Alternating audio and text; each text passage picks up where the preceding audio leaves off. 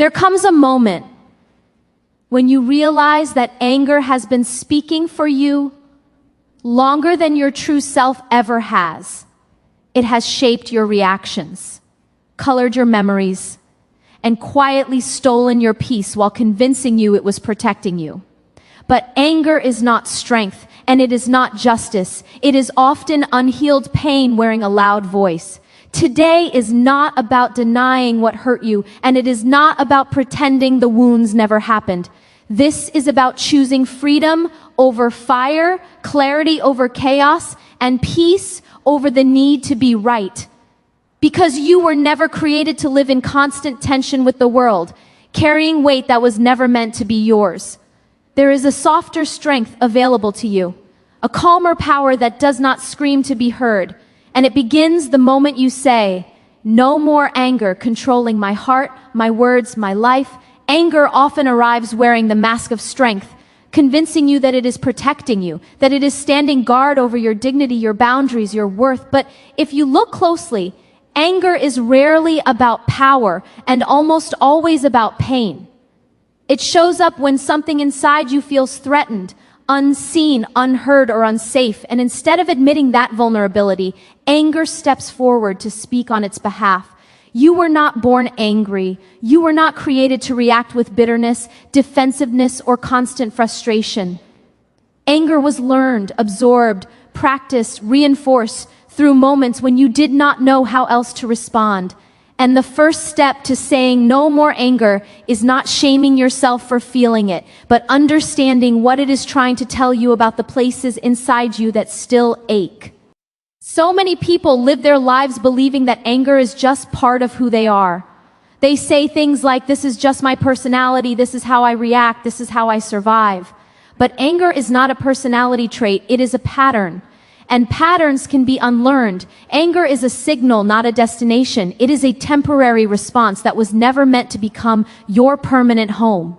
When anger becomes chronic, it is often because pain was never given the space to be felt honestly. Instead of sitting with sadness, disappointment, fear, or grief, anger becomes the shortcut emotion, the one that feels safer because it is louder and more commanding than vulnerability. You may notice that anger rarely exists alone. Beneath it, there is usually hurt that was minimized, boundaries that were crossed, expectations that were shattered, or love that was withheld. Anger grows when pain is ignored. It grows when forgiveness is rushed, when healing is postponed, when self-awareness is replaced with self-defense. And over time, anger starts to feel familiar. Familiar feels safe, even when it is destructive. That is why letting go of anger can feel frightening. Not because anger is good, but because it has become known. There is a false belief that if you let go of anger, you are letting go of justice. That if you stop being angry, what happened to you suddenly becomes acceptable or forgotten. But releasing anger does not erase accountability, and it does not deny the truth of what hurt you. It simply means you refuse to let the wound continue to decide how you show up in the world. Anger does not heal injustice. It only prolongs the emotional connection to it. Healing does not mean pretending nothing happened. Healing means it no longer owns you. One of the most exhausting things about anger is that it demands constant energy. It keeps your nervous system alert, your thoughts racing, your heart tense. It replays conversations that already ended, imagines arguments that may never happen, and prepares defenses for threats that exist only in memory. Anger lives in the past and the future, rarely in the present. When you live in anger, you are rarely fully here. You are always reacting, bracing, guarding. Peace feels unfamiliar, not because it is wrong, but because your body has forgotten what calm feels like. You may think that anger gives you control, but often it is the opposite. Anger reacts, peace responds. Anger explodes, peace discerns. Anger demands immediate release. Peace requires patience. When you are angry, you are not choosing your response. You are surrendering it. You are letting the wound decide how you speak, how you act, how you treat others and yourself. And the longer anger stays unexamined, the more it shapes your identity without your consent. Anger also has a way of shrinking your world. It narrows your perspective until everything feels personal, intentional, and hostile. A delayed response becomes rejection. A mistake becomes disrespect. A difference of opinion becomes an attack. When anger filters your reality, you stop seeing people as complex and start seeing them as threats. This is not clarity, this is survival mode. And survival mode is not meant to be permanent. Saying no more anger does not mean you will never feel it again. It means you will no longer allow it to lead. It means you pause before reacting. You ask yourself what you are truly feeling. You listen to the emotion beneath the anger instead of silencing it with an outburst. It means you take responsibility for your healing instead of outsourcing it to other people's behavior. There is a quiet courage in choosing calm where chaos feels justified. There is strength in restraint, wisdom in reflection, and dignity in responding rather than reacting. Anger often feels righteous because it feels urgent. But urgency is not always truth. Sometimes urgency is fear disguised as certainty. You are allowed to feel anger without becoming it. You are allowed to acknowledge hurt without building a home inside resentment. You are allowed to protect your heart without hardening it. Anger becomes destructive when it is used to avoid feeling what is underneath it. When you finally sit with the sadness, the disappointment, the grief, the fear, anger often softens because it no longer needs to shout to be heard. Many people hold on to anger because they believe it keeps them safe from being hurt again. But anger does not prevent pain. It only changes how pain is expressed. Unhealed anger leaks into relationships, conversations, decisions, and self-perception. It can make you push away people who never intended to harm you. It can make you harsh with yourself, impatient with growth, unforgiving of mistakes. And eventually, anger stops being about what happened and starts being about how you now live. There is also anger that is inherited, learned from environments where raised voices meant power and silence meant weakness. If you grew up around unresolved conflict, anger may feel normal to you.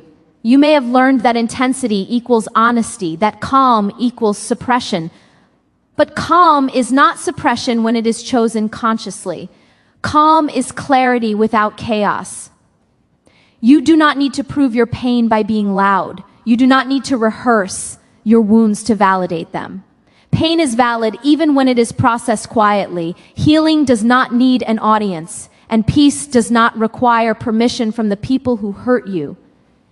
Anger often speaks in absolutes, always, never, everyone, no one. It simplifies complex situations into emotional shortcuts. Healing invites nuance. It allows you to hold two truths at once, that something hurt deeply, and that you deserve peace anyway. That someone failed you, and that your life does not have to pause at the moment of their failure. When you choose no more anger, you are not choosing passivity. You are choosing intentionality. You are choosing to respond from values rather than wounds. You are choosing to stop letting yesterday dictate today. You are choosing to interrupt cycles that no longer serve you. It is important to understand that anger is not the enemy. Unawareness is. Suppression is. Avoidance is. When anger is acknowledged, understood, and processed, it transforms. When it is ignored or indulged, it festers. The goal is not to eliminate anger, but to integrate it wisely.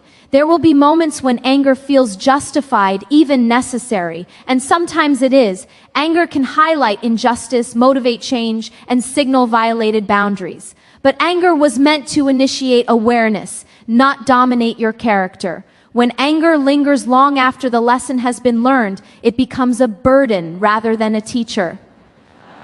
You are not weak for wanting peace. You are not naive for choosing softness in a harsh world. You are not losing yourself by letting go of anger. You are reclaiming yourself from it. Peace requires practice. It requires patience with yourself on days when old patterns resurface. It requires humility to admit when anger is masking deeper wounds. Healing anger is not about becoming indifferent. It is about becoming intentional. It is about deciding that your energy is too valuable to be constantly spent on resentment. It is about recognizing that the body keeps score, that chronic anger shows up not just emotionally, but physically, mentally, spiritually. There is a version of you that does not flinch at every trigger, that does not rehearse arguments in their head, that does not feel exhausted by carrying emotional armor everywhere they go. That version of you exists beneath the anger, waiting to be trusted. Choosing no more anger is choosing to live from alignment rather than reaction. It is choosing to pause and ask, what is this really about? It is choosing to feel fully without being consumed. It is choosing to stop letting unhealed moments hijack present ones.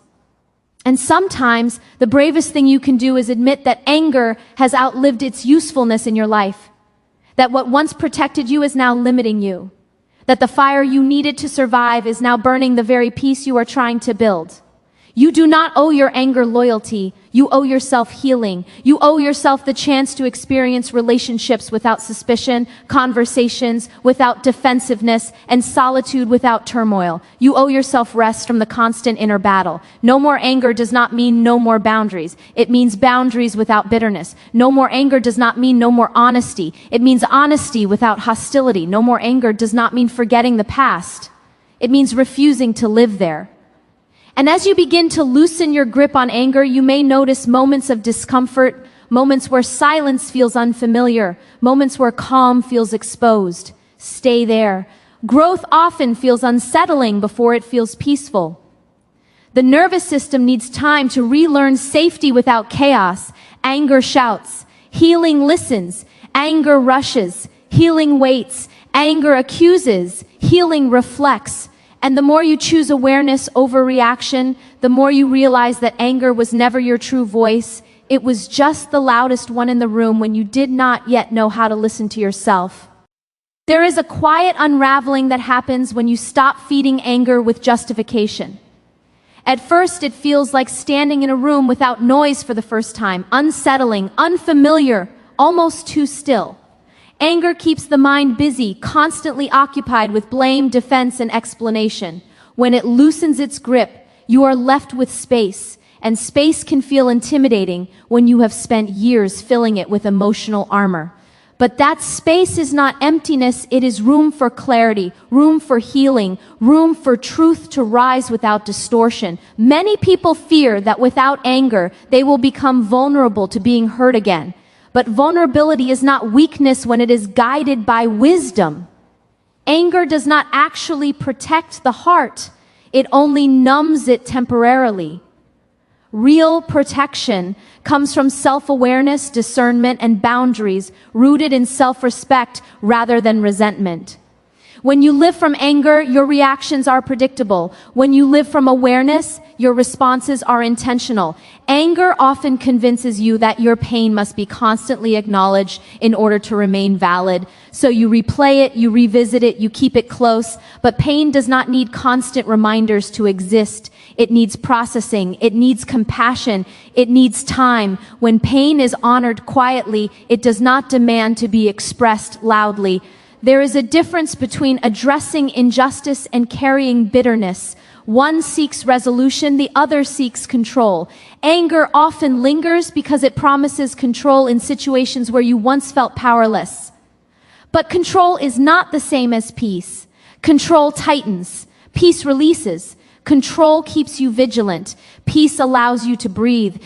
You may notice that anger shows up strongest when expectations go unspoken. When you expect others to understand your needs without communication, anger becomes the translator. When you expect closure from people who are incapable of giving it, anger becomes the substitute. But healing asks you to take responsibility for your own clarity, your own closure, your own boundaries. Anger is loud because it is afraid of being ignored, but the emotions beneath it are quieter and often more honest. Grief does not shout. Fear whispers, Disappointment sighs. When you slow down enough to listen, anger no longer needs to dominate the conversation. It softens when it realizes it is finally being heard through healthier channels. There is also anger that is directed inward, frustration with yourself for what you tolerated, what you ignored, what you did not know then but know now. This anger can be especially heavy because it carries shame. But self-directed anger keeps you stuck in the past version of yourself. Compassion allows you to meet that version with understanding rather than punishment. You made the best decisions you could with the awareness you had at the time. Growth does not require self-resentment. It requires honesty and forgiveness toward yourself. When you punish yourself with anger, you delay the very healing you are seeking. Anger often thrives in comparison. Why them and not me? Why did they move on so easily? Why am I still affected? Comparison fuels resentment because it turns healing into a competition. Healing is not linear and it is not the same for everyone. Your timeline does not invalidate your progress. There is a misconception that peace is passive, that calm people are unaware or disengaged. In reality, peace requires more discipline than anger ever will. It takes effort to pause instead of explode. It takes strength to stay soft in a world that rewards hardness. It takes courage to choose understanding over retaliation. When anger leaves, it does not leave you empty. It leaves you exposed to truth. And truth can be uncomfortable before it becomes liberating. You may realize how much energy you spent rehearsing responses instead of living fully. You may grieve the time lost to resentment. Let that grief pass through without turning into self-blame. Peace does not erase memory, but it changes how memory lives inside you. Instead of sharp edges, memories become information. Instead of triggers, they become lessons. Instead of wounds, they become wisdom. This does not happen overnight. It happens through consistent choice, gentle awareness, and repeated intention. There will be days when anger resurfaces unexpectedly. Old patterns do not disappear simply because you have chosen a new path. When this happens, do not see it as failure. See it as an invitation to practice again. Healing is not about perfection. It is about persistence. The body remembers what the mind tries to forget. Anger stored for too long often shows up as tension, fatigue, restlessness. When you begin to release anger emotionally, the body slowly follows. Breath deepens. Sleep improves. The nervous system learns that it no longer has to stay on high alert. Choosing no more anger is also choosing accountability. It means acknowledging when you have hurt others from a place of unresolved pain. It means apologizing without defensiveness. It means listening without preparing a rebuttal. These moments are uncomfortable, but they are deeply transformative. Anger demands validation. Healing seeks understanding. Validation soothes temporarily. Understanding creates lasting change. When you understand yourself, your triggers lose power. When you understand your wounds, they stop controlling your reactions. You may discover that some relationships cannot follow you into this new way of being. Not everyone is comfortable with your calm. Some people were attached to your reactions because it made their behavior easier to justify. Letting go of anger may require letting go of dynamics that thrived on conflict. This does not mean isolating yourself. It means aligning yourself with environments that support growth rather than provoke wounds. Peace flourishes in spaces where honesty is safe and emotions are respected. Anger often speaks in certainty. Healing speaks in curiosity. Instead of asking, why does this always happen to me? Healing asks, what is this teaching me? Instead of saying they always hurt me, healing asks, what boundary needs to be strengthened? Curiosity softens anger's grip. You are not responsible for what happened to you, but you are responsible for what you do with it. Carrying anger forward does not punish the past. It only burdens the present. Releasing anger is an act of self-respect, not denial. When you choose peace repeatedly, it begins to feel natural. The nervous system recalibrates, the mind slows, The heart opens cautiously, wisely. You stop needing to prove your pain. You start honoring your healing. No more anger does not mean you will never feel upset. It means upset no longer becomes identity. It means emotions pass through instead of setting up residence. It means you trust yourself to handle discomfort without self-destruction. And over time, you realize that anger was never your truest emotion. It was simply the one that arrived when you did not yet feel safe enough to feel everything else.